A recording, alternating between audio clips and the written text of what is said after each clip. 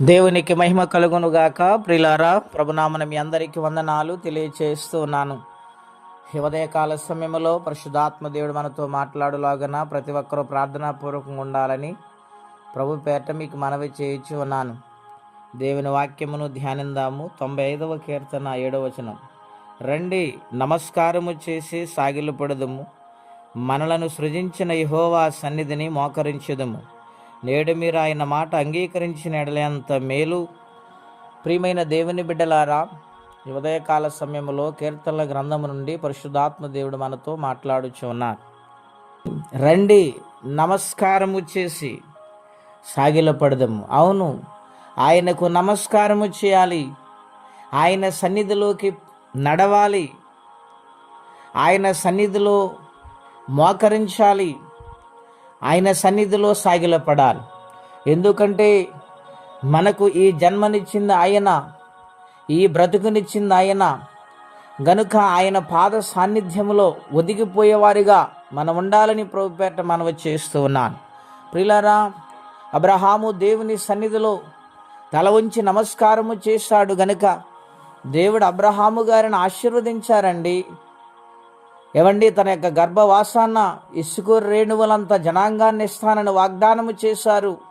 ఆకాశ నక్షత్రములు నీవు లెక్కించగలవా అబ్రహాము అని దేవుడు అడిగినప్పుడు ఏవండి, అబ్రహాము విశ్వసించాడు.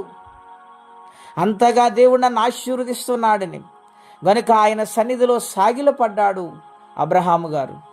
గనుక మనము కూడా దైవ సన్నిధికి వెళ్ళి దైవ మందిరములో దేవుని మాటకు లోబడి ఆయన సన్నిధిలో సాగిలపడి మనము మన విజ్ఞాపన ఆయనకు తెలియచేస్తే, విశ్వాసము కలిగి దేవుని మాటకు లోబడితే నిత్యముగా దేవుడు ఆశీర్వదిస్తారు, నిత్యముగా దేవుడు వర్ధిల్ల చేస్తారు. మరి మనము దేవుని సన్నిధిలో లోబడే బిడ్డలుగా ఉంటున్నామా? అబ్రహాము నా స్నేహితుడు అన్నాడు దేవుడు. ఎంత భక్తి శ్రద్ధలు ఆయన కలిగి ఉన్నాడు, ఎంత నీతిమంతుడై ఉన్నాడు. ఒక్కసారి ఆలోచన చేయండి. సృష్టికర్త అయిన దేవునికి స్నేహితుడా? నా ప్రియ స్నేహితులారా, ఆలోచన చేస్తున్నారా? అవును, దేవుని సన్నిధిలో మనం సాగిలపడగలిగితే అంతగా దేవుడు మనల్ని ప్రేమిస్తారు.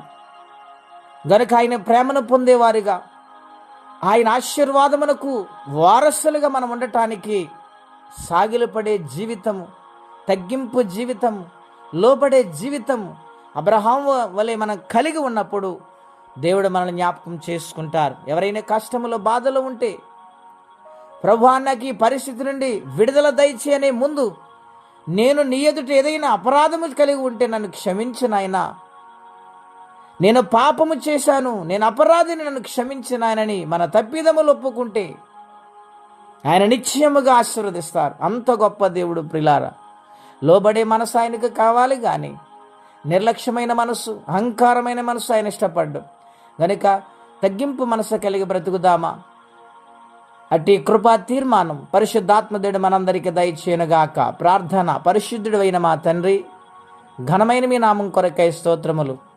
రండి, నమస్కారము చేసి సాగిలపడదము అని ఆనాడు ప్రభువా కీర్తనాకారుడు ద్వారా మీరు వ్రాసించారు. సాగిలపడినప్పుడు మీరు గొప్ప కార్యములు చేస్తారు ప్రభువా. ప్రతి ఒక్క పాపములను విడిపిస్తారు, మీ ఆశీర్వాదాన్ని విడుదల చేస్తారు. అటువంటి జీవితము పొందుకొని మీ సన్నిధిలో సాగిపోయే కృపాబాహుళ్యత మాకు తోడుగా ఉంచమని మీ రెక్కల నీడలో దాయమని యేసుక్రీస్తు నామములో ప్రార్థించి వేడుచున్నాము తండ్రి. ఆమెన్. దేవుడు నిత్యముగా మనల్ని ఆశీర్వదించి వర్ధిల్ల చేయునుగాక. ఆమెన్.